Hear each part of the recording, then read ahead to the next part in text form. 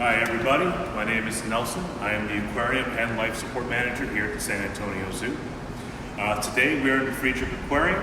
We actually have a lot of cool stuff to show you, so we're going to get started on some of my favorite fish. Over here we have Cichlids of Madagascar. These guys are critically endangered in the wild. A lot of it is from unintended consequences of good ideas. What happened was, the people in these regions were getting sick from mosquito-borne illnesses. So people donated mosquito nets to help the villagers stay free from mosquito bites. Well, it turns out that they were taking those mosquito nets and using them to skim fish from the river. So not only are you catching the big fish, but you're also catching their fry. And without the fry, we can't produce the next generation of fish, so their population has been on the decline. Actually, we have something else interesting happening over here with our seahorses. So with seahorses, it's the male seahorse that gives birth, and over there in the corner, we actually have a male who's about to go through a repro event. He's about to give birth. So it might be exciting. We might actually get to see some live seahorses born on camera. But we will come back when that happens. Down here, we have our curly head jawfish. These guys are super interesting. They spend all day digging these little tunnels. And we'll see them dig and dig and dig. They'll move pieces of gravel out, and they'll take those same pieces of gravel and move them in to reinforce their walls. There's our little friend right there. Little camera shy sometimes. But yeah, they build these really elaborate tunnel systems underground. Oh, there he goes. Poof. They spend all day building these elaborate tunnel systems. Very, very interesting fish. There he goes.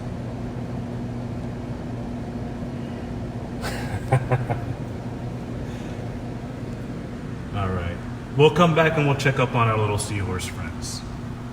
But there he is right there. You can see every few minutes he's going through a big contraction, so I expect in the next 15 minutes he should be birthing soon.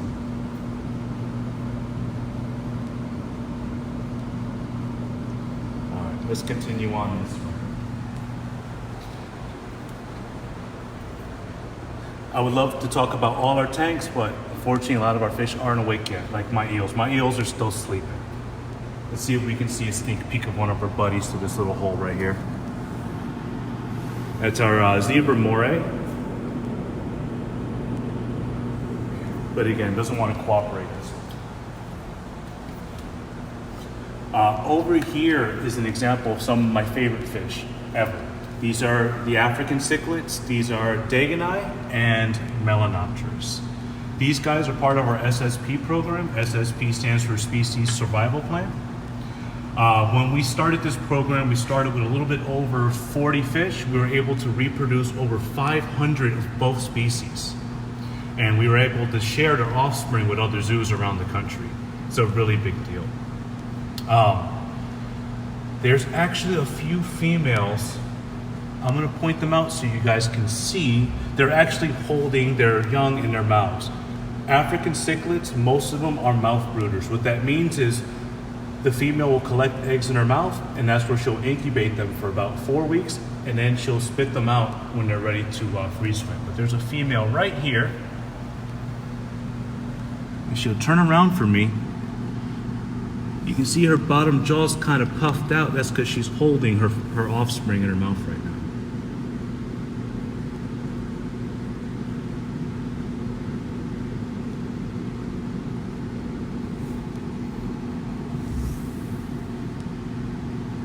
There we go. Now I'll talk about two of my favorite things about these fish.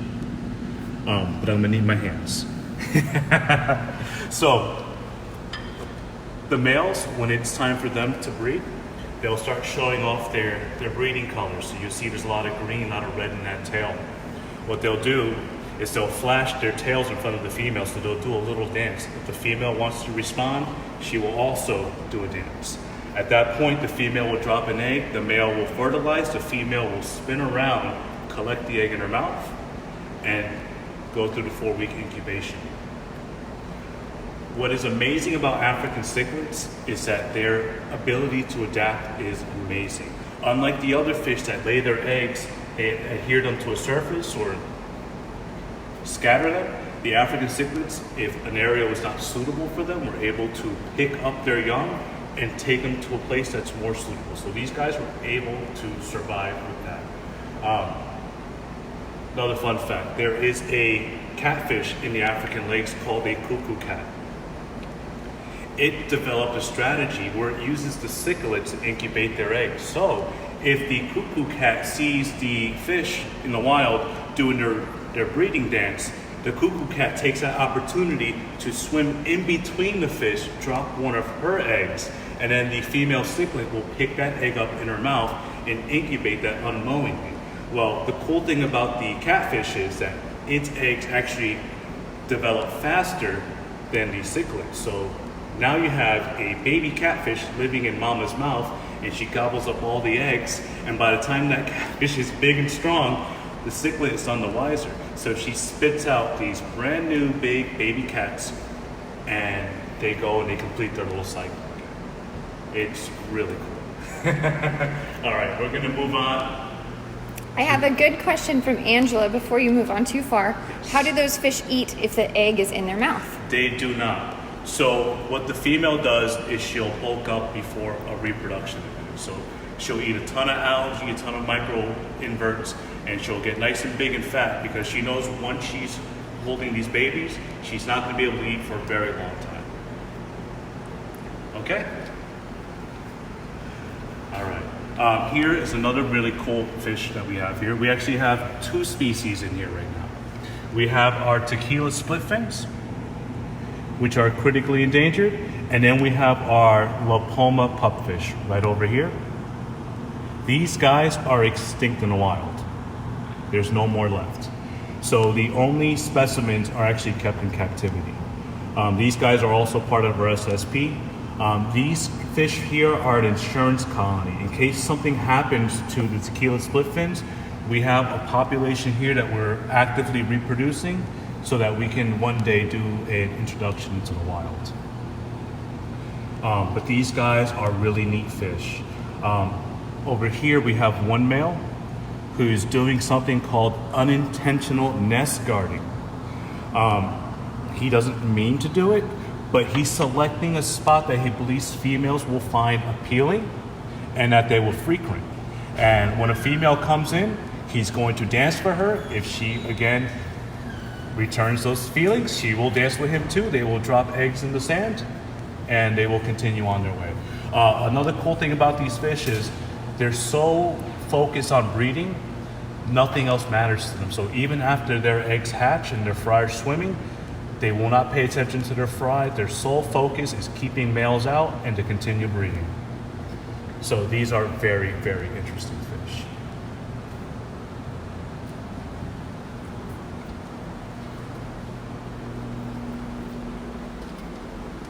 Here's Carl if anyone wants to say hi to Carl. He's our fly river turtle.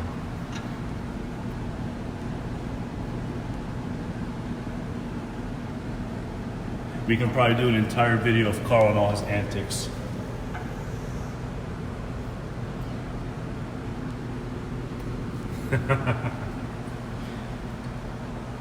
Carl's great though, he loves the attention. Say hi to Carl, leave a hi for Carl in the chat.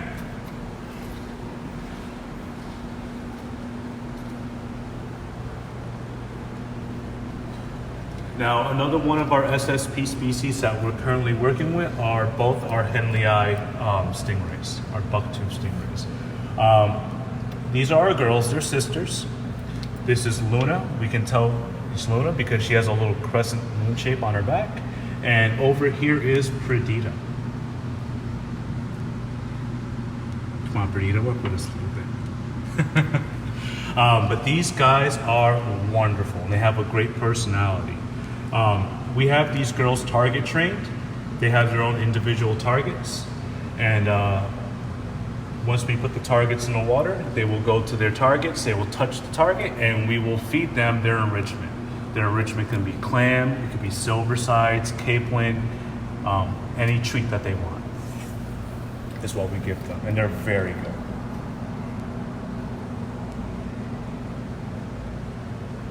Cool things about them is that they do have their stingers. Their stingers will continuously grow throughout their lives, but occasionally they will shed them. So right now her stinger is pretty good. When it's time to grow a new one, the new stinger will grow underneath that one and will push the old stinger out. So every few months we actually do have to comb through the sand and try to find shedded barbs. That's actually really fun.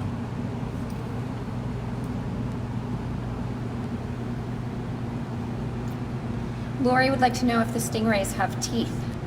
They don't. They have crushing dental plates that they use to crush their prey. Because in the wild, they're constantly digging around the sand looking for inverts, clams, and small fish. So once they do sense these things, they do suck up the sand, they grab these things, and they crush them up really fast. And how long do stingrays live? That I am not too sure of. But it is many years. It's many, many years. These girls are still young. By the time these girls are done growing, they're going to be about the size of a trash can lid. I do have a couple other favorite fish in here. The Raru. There's just something about them that just is super appealing to me. They're just calm and they just have this thing about them that makes them simply amazing. Also, they're very personable. And something about their eyes. I don't know what it is. Take a look at them. Tell me what you think.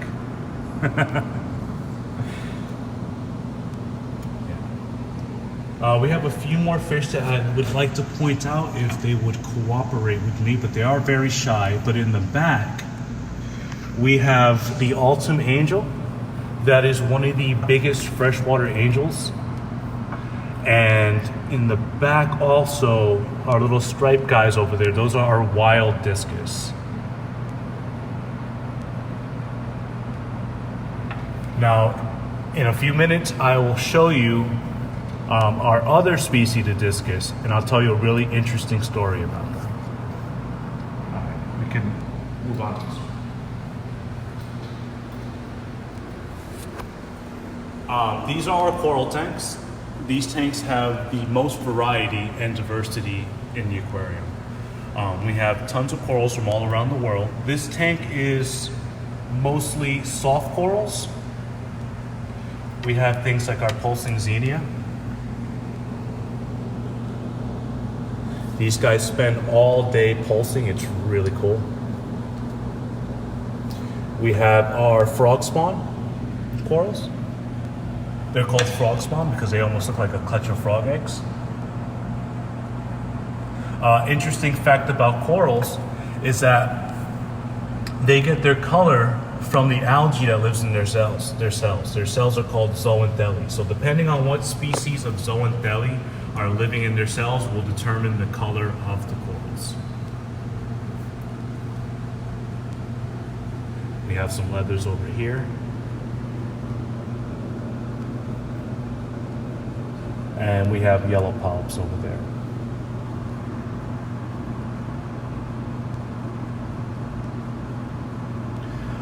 Cool thing about polyps is that polyps have a toxin called polytoxin too. And anything that eats them or touches them is going to have a really bad day. All right, let's see if Bruce is going to cooperate with us this morning. Yes, he is.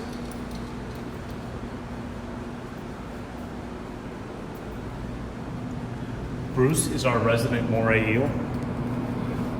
He looks big and terrifying. He's about 4.5, 5 feet long. There he is. He looks big and scary, but he's actually one of the biggest babies we have here in the aquarium. he knows when it's lunchtime, so around 1 o'clock when we're getting ready, prepping food, he already knows. He'll actually be waiting for us underneath our platform here with his mouth open, ready to be fed. So yeah, he loves to eat big fish. He loves to eat gel food, clams, whatever we got, he's willing to take it.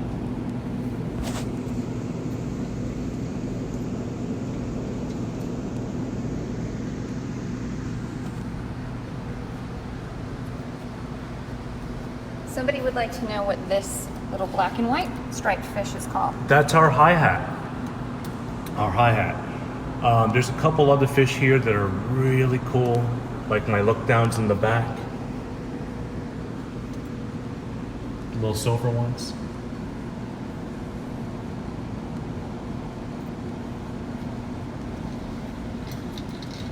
Here, we can get them from this side right here. Very unique looking fish.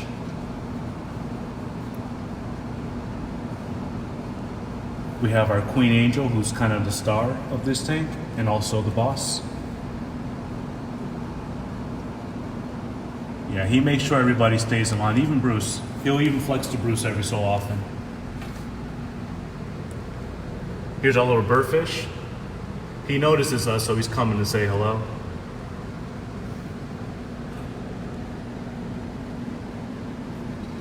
He thinks he's gonna get a shrimp, but maybe later.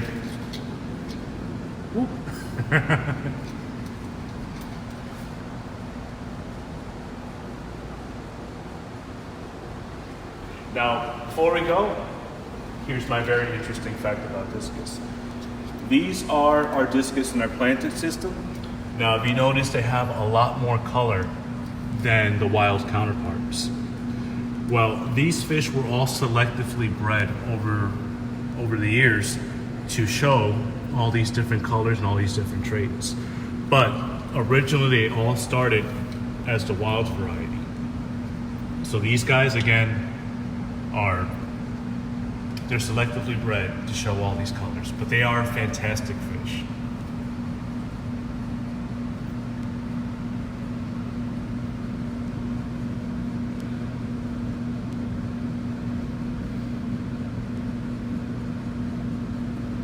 James would like to know, how do you move the fish when they transfer from one aquarium to another? Well, we try to be as gentle as we can. We'll net them up. We'll place them in a bucket of their own water. We'll take them over to the new exhibit or quarantine or holding tank.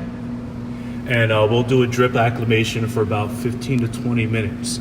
After 15 to 20 minutes, it's okay to introduce the fish to its new exhibit. We do that to make sure that the fish can adjust to the new water parameters in a stress-free environment.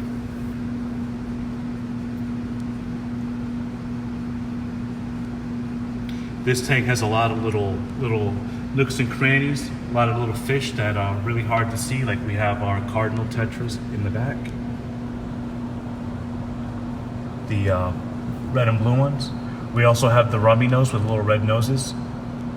We have the black tetra. But in between, we do have, here we go, our Farewella cats. Master at camouflage.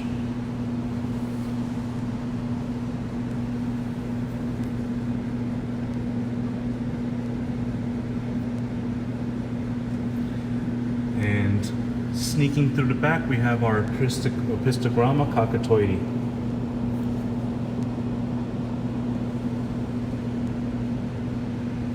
He's very shy, but he's still checking up on us to make sure we're not encroaching on his territory.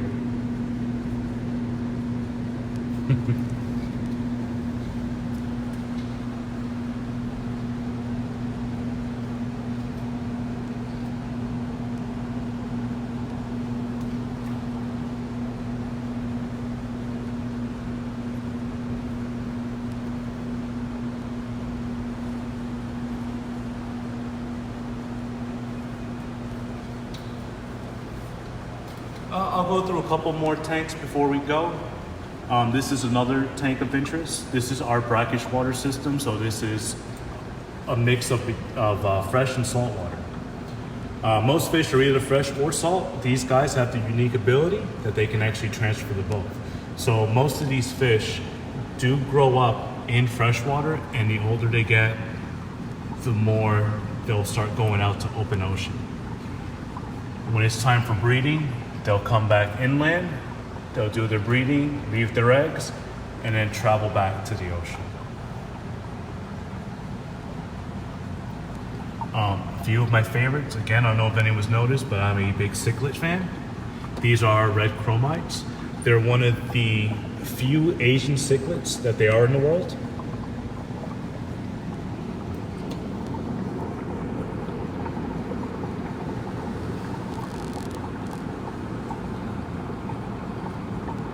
Over here we have our green spot puffers. Now I'm going to show you guys something real cool. We have 3 of them. We have our little guy, got this guy, and then we have that big guy in the back. I got them all at the same time. They were all the same size, but for some reason, that guy decided to grow bigger than everybody.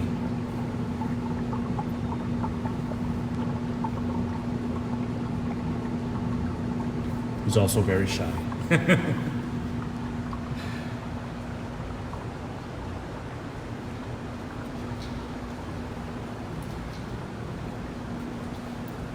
We have Wally, our African lungfish.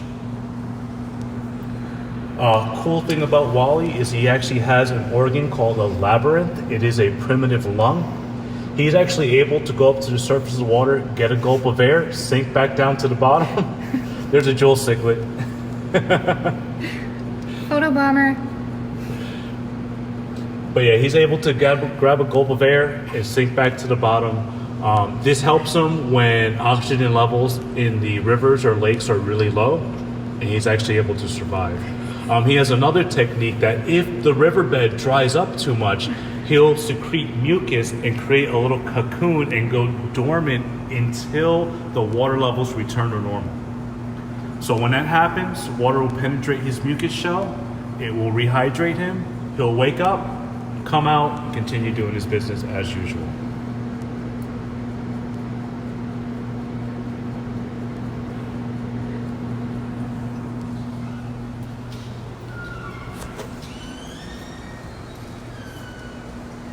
Last 2 tanks we'll talk about today are our moon jellies.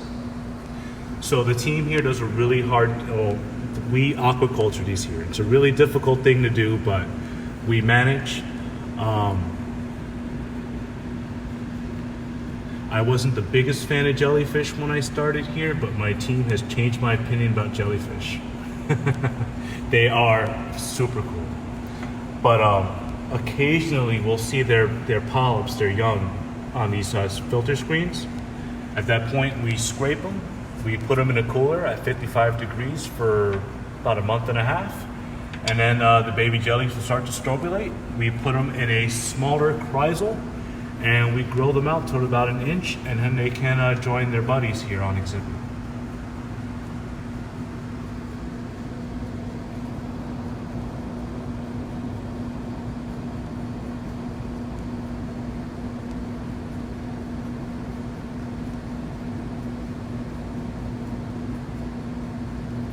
If you look in the center of their bodies, you'll notice that little 4-cleaf clover shape. That is their stomachs, that is their gonads, that's basically their everything.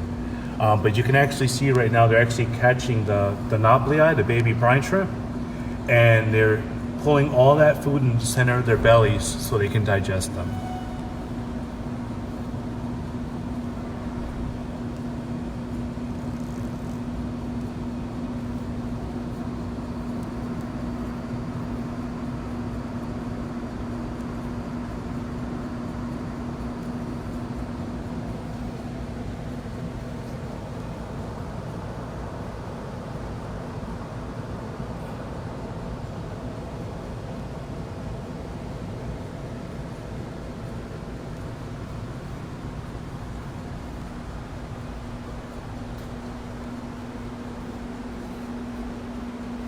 And over here we have our last tank. This is Indian Ocean. Now I know you guys saw these guys before in the Brackish water tank.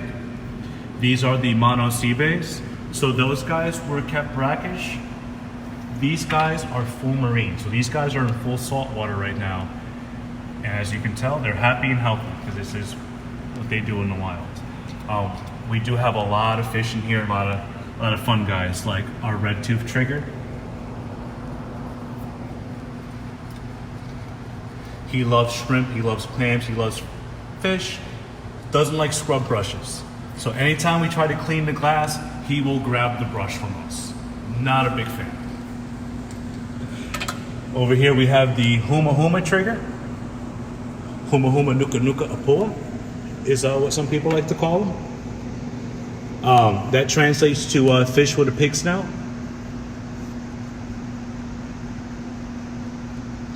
We have our Koran Angel, who's actually in a juvenile state. So right now he's going from his juvenile colors to his adult colors. So eventually he's going to lose all the blue and those white stripes, and he'll turn yellow.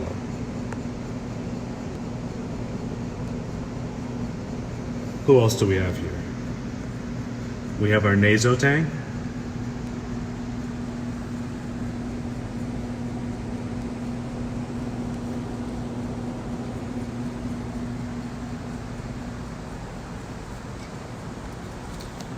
We have our Panther Groupers.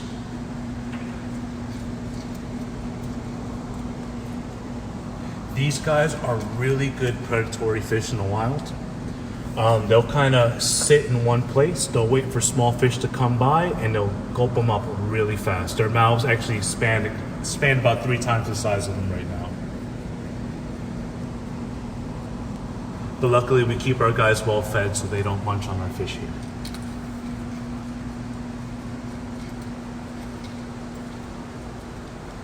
And here are some of our bamboo sharks. We actually have 3 species of sharks in this exhibit. We have bamboo, we have apelid, and now we have coral cats, which are our newest addition. But they don't like coming out in the daytime, so it's hard to see them.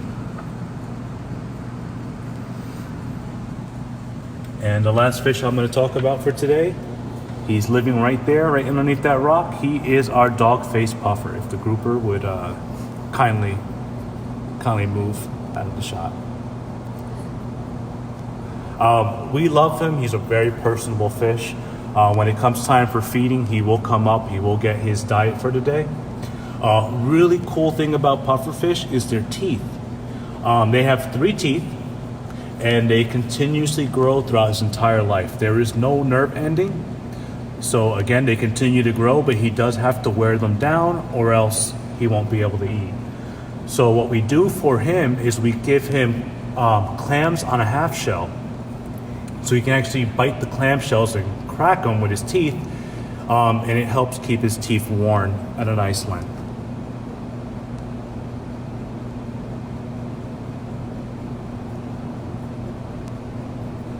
All right, guys, I appreciate you spending the time with us. Before we go, can Yes. we check back on the seahorse? Yes, let's actually check on our sequence. I almost forgot. Wait a second.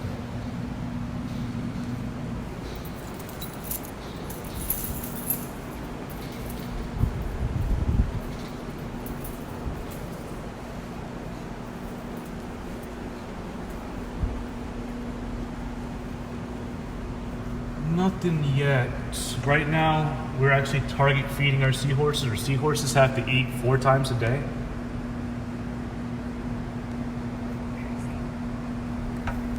He is right here. He's actually still going through contractions.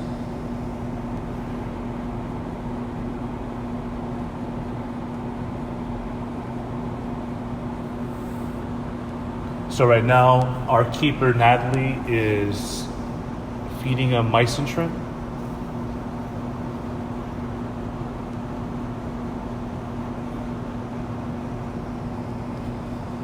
But we'll check back on him later today, and hopefully we get to see a live birth happen.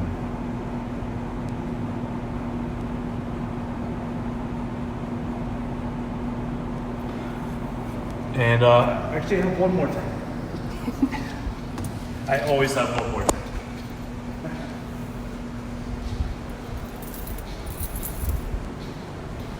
Over here are the baby seahorses that we raised.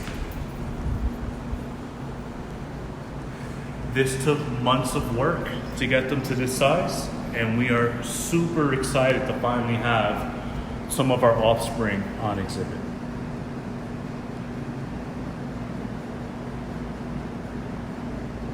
This kind of got sprung up on us one day when we came in and we found a bunch of baby seahorses on exhibit. We were super excited, but then we had to build a whole new life support system that these guys could live in, be filtered properly, but not have the seahorses go down the filter. It took a lot of engineering, but we were able to come up with a system that allowed us to continue to collect seahorses, grow them out in a safe environment, and get them out on exhibit.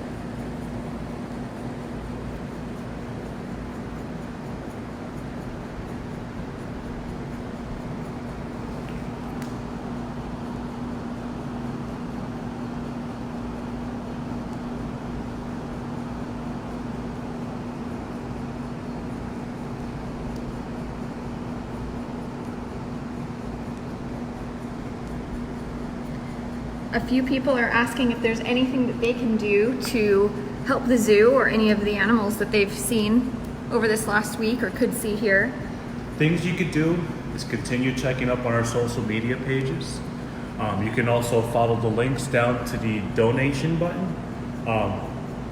Anything you guys give will greatly help the zoo right now and help keep our animals and our keepers happy and healthy.